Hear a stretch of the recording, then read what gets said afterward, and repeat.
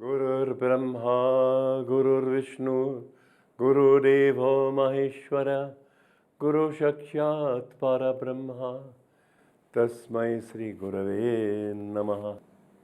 I bow to that infinite Guru. He is Brahma, He is Vishnu, He is Shiva, He is everything. The Guru is God, not that man.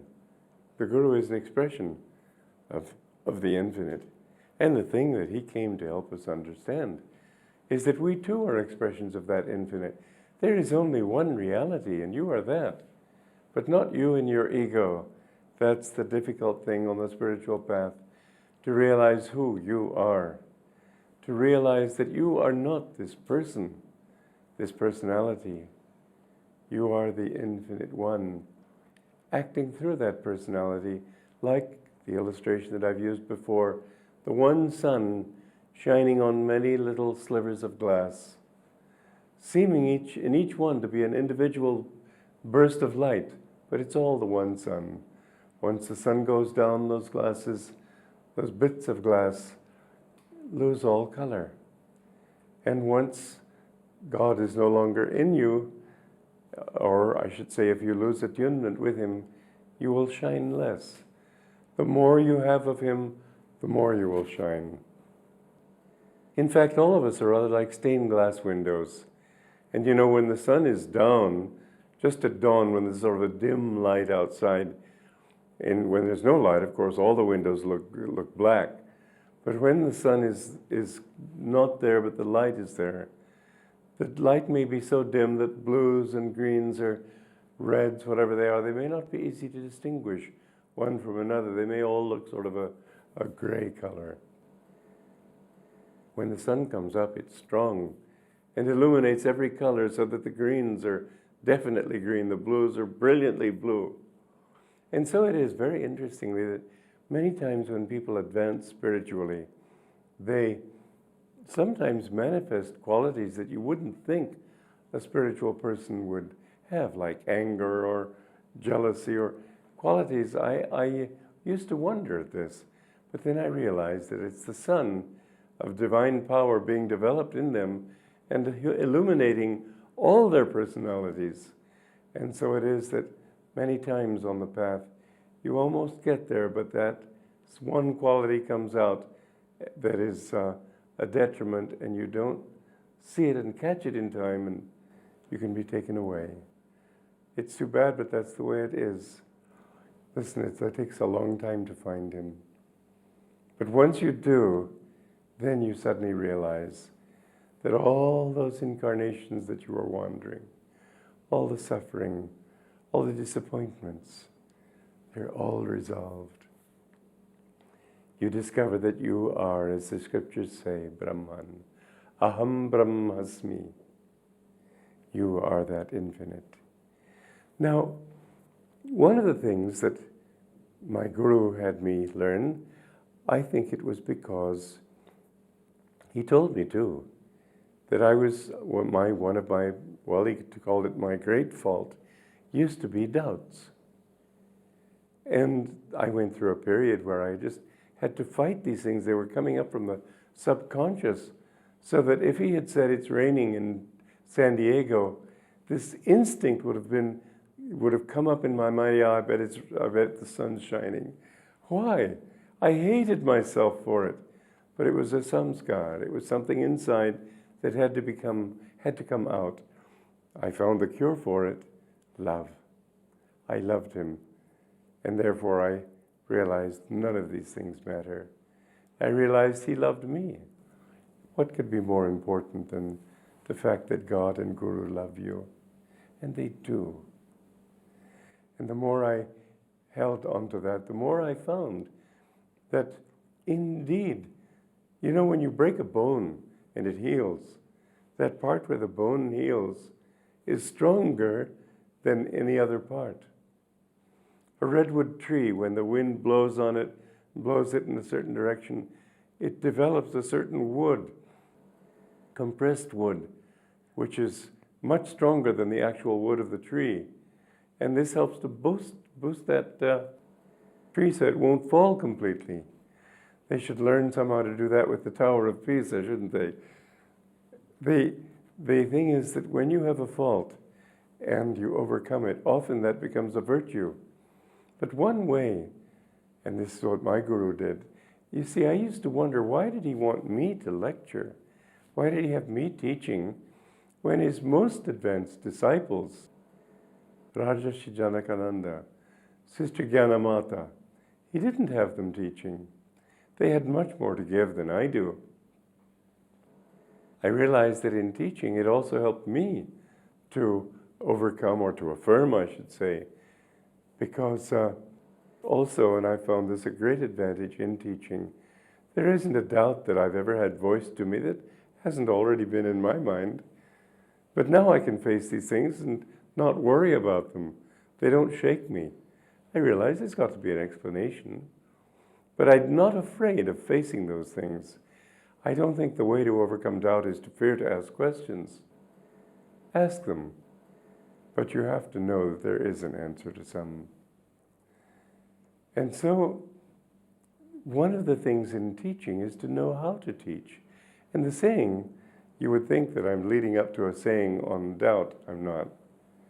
But I am leading up to a saying on lecturing, because that's the job he gave me to do. He told me to write, edit, lecture. I said to him once, "Sir, I don't want to lecture." He said, "You'd better learn to like it. It's what you have to do in this life." But I've found out over the years that it's a good thing. If you can help somebody to overcome his doubts, you're expiating your own karma of doubts. If you can help to clarify something for somebody else, you're helping to clarify it for yourself. And in fact, God has given me a certain grace in this regard, that often there will be a question that I won't have the answer to. Then somebody asks me that question, maybe after years. And the moment he asks me, I have the answer. It's as if my guru was there subtly helping, guiding my thoughts. But I sort of smile when I see most people lecture. First of all, because they're not really lecturing to people. It's not, lecturing ought to be a kind of conversation where you can feel that there's another person there that you're talking to. Most of them talk at. And often they will try to convince themselves. But it's the other people you need to convince. Lecturing is a kind of conversation. I remember, it was nearly 30 years ago. I was up in Vancouver, Canada. There was a large convention I had been invited to lecture at, and at least 1,000 people in the audience. And some young brash fellow stood up and said, "Is this just going to be a monologue, or are we going to be able to talk?" I said, "Listen, there are 1,000 people here. If you talk, I'll be talking to you. I don't like to talk to one person out of 1,000. The answers I give try to take into account what everybody may be asking. But it would be absurd for me to get into a particular discussion with one person with all these people waiting." And so it isn't a monologue at all. And this is what I've seen. That, in fact, for many years, what I used to do before giving a lecture would sit maybe in a broom closet, or if there was an adjoining room where I could be quiet, to sit in meditation. But I didn't only call on God to help me, or my guru to help me. I also tried to feel the consciousness of the people as they were coming in, and feel what their needs were. And there might be a story or a point that I'd been thinking of making, which would not be addressing those people. And as I tuned in like that, I found more and more that I could actually feel what they needed. Well, then I had to adjust my talk to those needs. There's nothing worse than, well, just an example. If you're talking to a group of bankers using fisherman terminology, you have to use bankers terminology. Whichever group you're talking to, talk with that group. Don't just talk at them, or it isn't even enough to talk to them. Well, in that way, I have found that it doesn't help really to prepare too much. In fact, I don't prepare my talks. And I've seen that I can talk much better that way. When I was put in charge of the church of my Guru's organization in Los Angeles, in Hollywood. I'd been lecturing already for 7 years, but I thought, well, now I really have to take it seriously. And so I prepared my talks carefully. Then came a Sunday when I hadn't had time to prepare at all. More people afterwards said, oh, they loved that talk. I thought, well, that's funny, I didn't prepare it. And this happened once or twice more where I hadn't had time to prepare, and more people liked it than usual. So I thought, well, if they're going to like it when I don't prepare more than when I do prepare, why go to all the trouble of preparing? So maybe it's only laziness that keeps me from preparing, but the truth is I know that when I can talk spontaneously, I can address the moment. Now, what is that moment and where is that audience? I'm talking to a camera, aren't I? But I see you through that camera. That is to say, mentally, I think of you. And I don't think of you as an audience, I think of you as one person. And I think of what kind of questions would be in your mind, and how can I help you to answer those questions. It's more difficult to tune in to an audience in that way. But fortunately, even in that, I've had people say, well, you were answering my questions. When it's a live audience, many times people have said to me, oh, I had a question in my mind, but now you've resolved it by your talk. Well, I'm not a mind reader. I don't know where that information comes from. I really don't. But somehow it is there. And my Guru taught us intuitive lecturing. If you have to teach people, if you have to speak, try to learn that quality of intuition. Don't rely only on the intellect. You need to combine heart and mind, and the two must be brought into a flow of intuition if you are really to understand how to speak in such a way that you can reach your audience. Let me read you. This was the instruction he gave me when he first had me lecturing in public. First he said, meditate deeply. Then, holding on to your inner calmness, reflect on what you might say. Write down your ideas. Add a few illustrative examples, including a funny story or two, because when people laugh, they relax and become more receptive. End your talk with a story from the lessons, and then put your notes away and forget about them. When you lecture later, ask the Spirit to flow through you. Remember a few salient points from your outline, but otherwise let the words flow from the inner source of Spirit. Finally, never speak from ego consciousness, or you won't feel inspired. What you need to do is ask God to talk through you. Well, there was one talk I remember, it was a Sunday morning, it was a sermon I was giving in the Hollywood church. And I remembered him saying that you should let God speak through you. Don't speak from your own ego. And so I thought, well, if the way is to let God speak through me, maybe the way is to simply stop speaking and let him speak.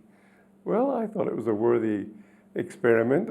I'm glad I did it, but it was pretty ridiculous. I stood there and waited and waited. 2 minutes when you're up there on a lecture platform and everybody's standing there waiting for you to go on talking is a long time. For me, it didn't matter. I've never been nervous speaking. I think basically because I think that if I'm a fool, what does it matter if everybody finds out about it? And if I know what I'm saying, then they're the ones who are the fools if they don't understand. So what does it matter? Just work to please God. But I have seen that the more I tune in, the more he does use me, not by moving my lips and my tongue, but by giving me thoughts, by helping me to understand. So it is that when somebody asks me a question sometimes, and I'll say, well, I don't really know. The moment I say I don't know, I do know. And I've tried to figure out, now why could that be? I think it's because when I relax, I'm not straining for an answer, trying to reach for an answer. And in that way, my mind is calmed, and that idea is able to be put in my mind, because I always think of my Guru and I always ask him to guide me, and he does. Everything that I've done in building a community and writing books, it's all he doing it. Listen, I'm not trying to say anything unnatural, but the truth is that when I was trying to be a writer before I met him, well, I finally had to give up because I felt I didn't have anything to say. But I remember how hard it was to get even one sentence down on a page. I gave up writing. I thought, why should I flood the world with my own ignorance? And then, when I met my Guru and he told me to speak, it was a bit of a struggle for me, as I've said before. But I found the more I tuned in, the more those answers were given to me. Mind you, God can do that with you. But if you bind yourself too much to a predetermined action of direction, then you'll find that you become stifled. I remember I was in a shop in Los Angeles. I was buying a suit of clothes. And the salesman was so uptight, it was painful. It just, I was trying to help him. Finally, I agreed that I wanted this suit. And he said, I've got to get your receipt. I said, no, don't bother about a receipt. I've got to give you a receipt. The poor fellow, I felt, all right, I'll wait for that receipt. It didn't matter a thing to me. But the poor fellow was so uptight. Well, if you can overcome that feeling of being uptight, of being tense about what you're doing, and much of what causes that, I was in a restaurant recently in Holland. Now, the Dutch people are very spiritual, many of them, but they do have a certain rigorous, rule-bound attitude about everything.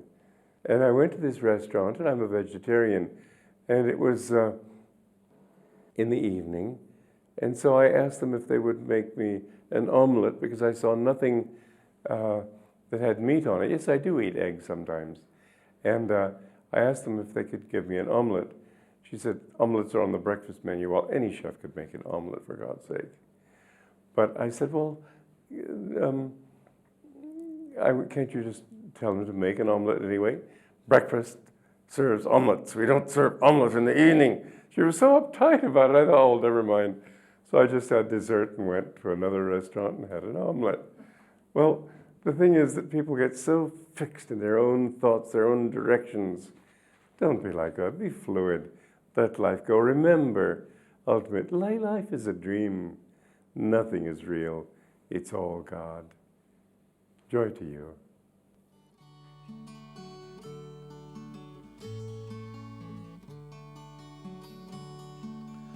Life is a dream, time like a stream, carries our burdens away. Never despair, joys everywhere, love can befriend you today. Free from all care, like birds on the air, soar above griefs and worries, seek joy and be gay. Often on earth, things of great worth, worldly ambitions defy. Sometimes a friend helps us ascend up from life's cares to the sky. Love is a star, though shining afar, it can guide us and help us toward light to draw nigh. Life is a dream, time like a stream, carries our burdens away. Never despair, joys everywhere, love can befriend you today. from all care, like birds on the air, soar above griefs and worries, seek joy and be gay. Often on earth, things of great worth, worldly ambitions defy. Sometimes a friend helps us ascend up from life's cares to the sky. Love is a star, though shining afar. It can guide us and help us toward light to draw nigh. Love is a star, though shining afar. It can guide us and help us toward light to draw